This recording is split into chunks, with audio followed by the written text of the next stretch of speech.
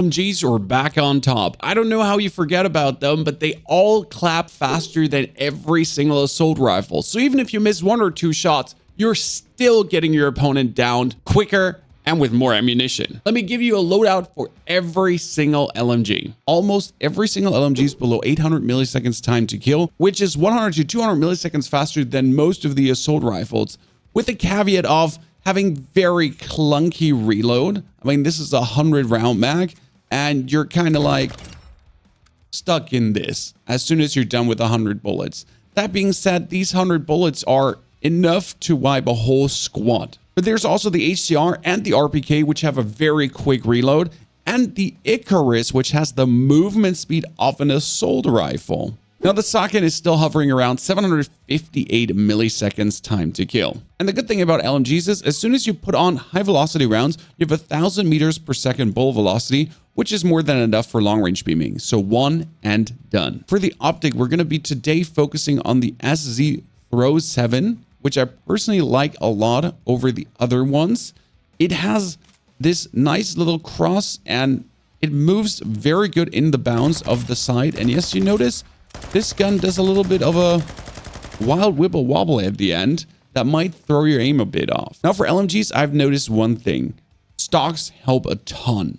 Why? The cool thing about the Sakin is it has its own little foregrip, which is the Bruin Warrior LMG grip for recoil steadiness and recoil stabilization, for more aiming idle stability and even more recoil stabilization. Now, in case of the Sakin, it might be useful to put the Bruin Silver Barrier on because it's 10% recoil control with more damage range and more recoil steadiness. Now, we have 4 attachments already on, and you have a very stable beamer, to be honest, with a slow fire rate.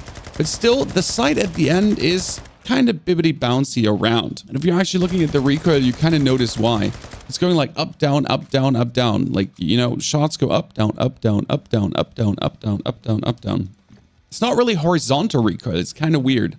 One thing I noticed for myself is if I actually put on the maximum vertical recoil control with a Tempest GH and tune this for gun kick control and recoil stabilization, that the whole up-down movement of the gun is minimized. I mean, it still does the up-down, but not to an extent in the side that is disturbing. So for me personally, doing that kind of reduces that weird wibble wobble in the circle in the side, making the Sakin LMG viable to be played again. That gets followed up by the HCR with 810 milliseconds, so extremely close to the Sakin as well. Advantage, the gun barely does have any recoil, and that's the reload. Bop, bop, done. Has also the more AR movement like the STB 556 than what the Sakin LMG has. Here too, we're going for the SZ Throw with the far and aim down side speed. Technically, you could even reduce the magazine to have a nastier, quicker movement speed and reload, but we don't want to waste an attachment on that because here we're going to use our favorite comb for the recoil steadiness to tune this for recoil stabilization and aiming idle stability to reduce the recoil variation, followed up with the high velocity on recoil steadiness and smoothness. With the F-Tech Hornet over the Bruin Turaku, yes, the Bruin Turaku is sound suppression. The Hornet allows us, though, to still use our muzzle, and the muzzle is not 100% needed because you feel like the recoil is good, but there's a little bit left and righting going on and quite some horizontal. So you're going to slap on that Komodo heavy to really have the maximum horizontal recoil control.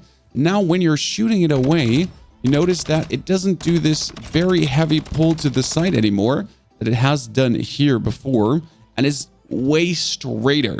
So you can just really beam it away on the distance. There's a day and night difference, right? You're going from a wibble wobble to a straight up beam.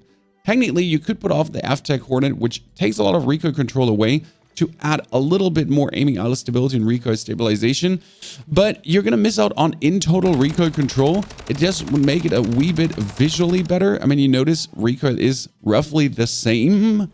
It just makes it more stable on the range to shoot.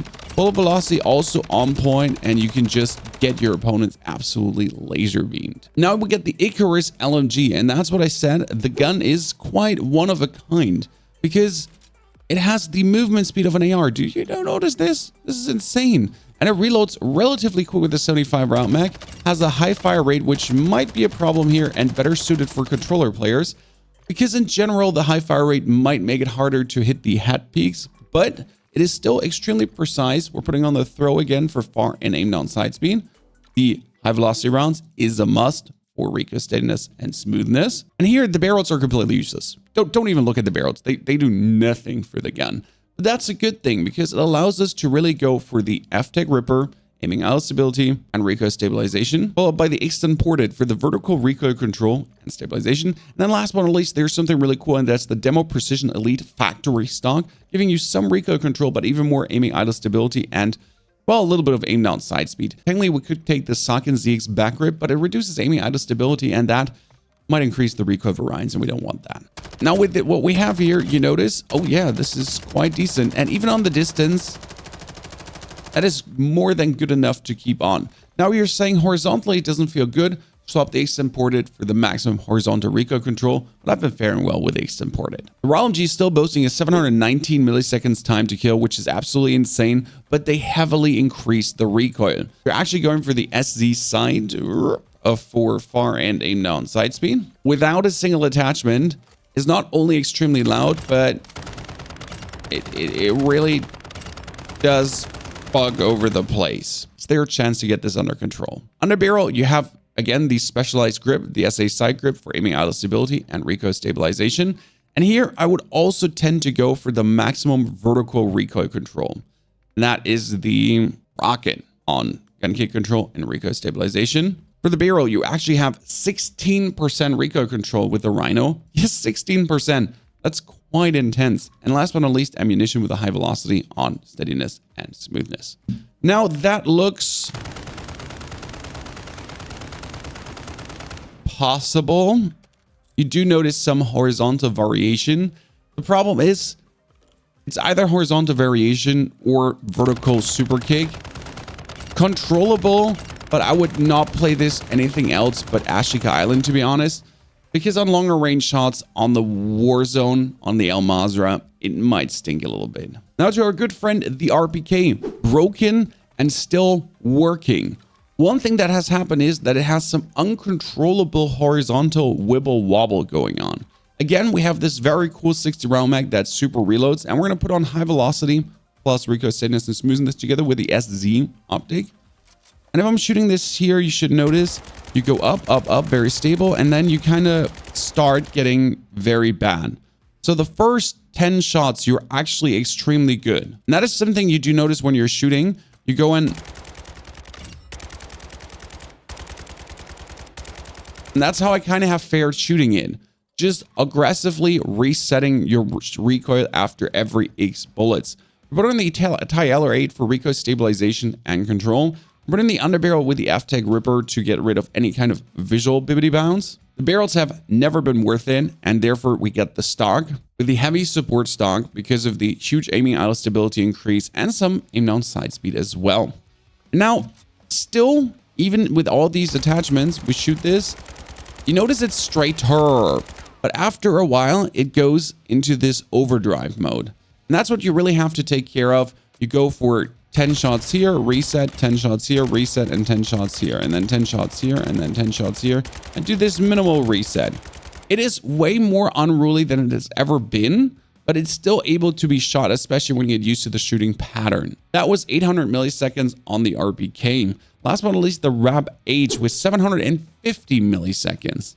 On the SZ with a far and aim down side speed, with a high velocity rounds, and sadly, a rather slow moving LMG. You can only go for 100 round mag, and you do have a 75 round mag base.